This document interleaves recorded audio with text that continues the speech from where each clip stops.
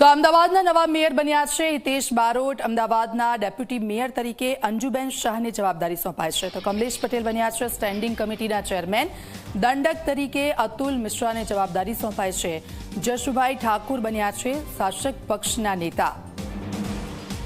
તો આપ જુઓ, એક મોટી જવાબદારી અને આખરે કોનું નામ સામે આવશે તેને લઈને ઘણા સમયથી અટકળો ચાલી રહી હતી અને જે નામ સામે આવ્યું છે એન્વેલપ સોંપવામાં આવ્યું અને નામ સામે આવ્યું છે હિતેશ બારોટનું.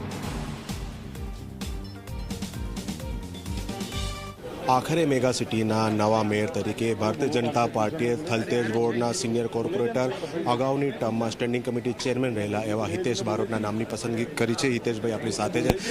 મેયરશ્રી, જે પ્રમાણે ભાજપે આપને એક સર્વોચ્ચ પદ ઉપર શહેરના પ્રથમ નાગરિક તરીકે પસંદ કરે છે, પ્રથમ શું પ્રતિક્રિયા?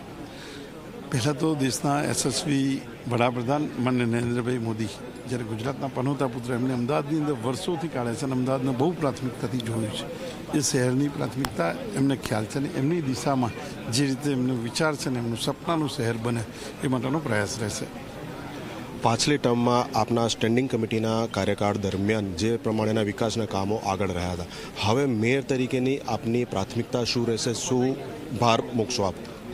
અમદાવાદ શહેરની અંદર જે કોઈ જરૂરિયાત છે, આપણે જોયું છે 100 વર્ષ જૂની ખારીકટ કેનાલ અને ગોતાગોતાવી કેનાલનું પણ આપણે સારી રીતે 14 કિલોમીટરનો રોડ બનાવી શક્યા છીએ. એવી જ રીતે બધી જ જૂની સમસ્યાનો નિકાલ કરવા મને જે મળતા 900થી વધુ દિવસ છે અને 900 દિવસની અંદર અમદાવાદ શહેરની અંદર જે કોઈ કાર્યક્રમો આવવાના છે, વૈશ્વિક કક્ષાના કાર્યક્રમો આવે, એમાં મહાનગર સૌથી સર્વશ્રેષ્ઠ સેવા બજાવે એવો પ્રયાસ કરીશું. આપે વાત કરી વૈશ્વિક કક્ષાના બે મોટી ઇવેન્ટ છે. એક તો હવે કોમનવેલ્થ ગેમ જે આગળ જતા આવશે, પછી સંભવિત ઓલિમ્પિક છે. તો આપના આ કાર્યકાળમાં ઘણા એવા મોટા નિર્ણય લેવાના થશે જે અમદાવાદ શહેરના દૂરના ભવિષ્ય માટે ખૂબ જ મોટી અસર થશે. જે રીતે અમદાવાદ શહેર વિકસી રહ્યું છે અને અમદાવાદનો વિકાસ જે રીતે બંને ગેમો દ્વારા કરવાનો છે, એ અમદાવાદની અંદર જે જાતિ જરૂરિયાત ઊભી થઈ છે. આપણે જોયું કે ગઈ ટર્મની અંદર સૌથી સારું સાવરકર સ્પોર્ટ કોમ્પ્લેક્સ આપણે બનાવ્યું છે અને મોટેરા સ્ટેડિયમ પણ એ જ સમયમાં મારા કાર્યકાળ દરમિયાન જ વિશ્વનું સૌથી મોટું સ્ટેડિયમ પણ બન્યું છે. હજુ સરદાર પટેલ એન્કલેવ પણ બનવા જઈ રહ્યું છે, સ્પોર્ટ એન્કલેવ.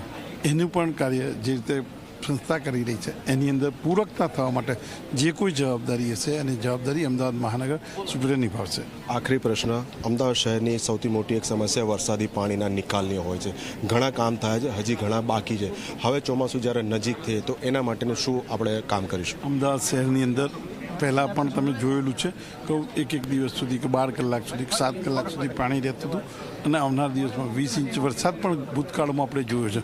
એ ઇંચ વરસાદ પછી નથી આવ્યો અને વરસાદ વધુ આવે અને વરસાદની અંદર કોર્પોરેશનનું કાર્ય અવિરત ચાલુ રહે અને પબ્લિકની જનતા, મહાનગરની જનતાને ક્યાંય વિક્ષેપ ના પડે અને અવિરત પાણીનો નિકાલ થાય એ માટેની જે વ્યવસ્થા છે એ સુધારે કરીશું અને વધુ સારી રીતે ચાલે એ માટેનો પ્રયાસ કરીશું. ખૂબ ખૂબ આભાર. તો આ હતા અમદાવાદ શહેરના પ્રથમ નાગરિક કે મેયર તરીકે જેમની વિધિવત નિમણૂક થઈ ચૂકી છે. જે પ્રમાણે તેમને વાત કરી કે પોતાના શાસનકાળના 900 કરતાં પણ વધુ દિવસનો તેઓ શહેરના વિકાસ માટે જ ઉપયોગ કરશે અને સ્ટેન્ડિંગ કમિટી ચેરમેન તરીકેના કાર્યકાળમાં જે કામો અધૂરા રહ્યા હતા તેને મેયર તરીકેના કાર્યકાળમાં તેઓ આગળ ધપાવવાના પૂરેપૂરા પ્રયત્ન કરશે. કેમેરા પર્સન અમિત મકવાણા સાથે અર્પણ કાયદાવાલા, ઝી મીડિયા, અમદાવાદ.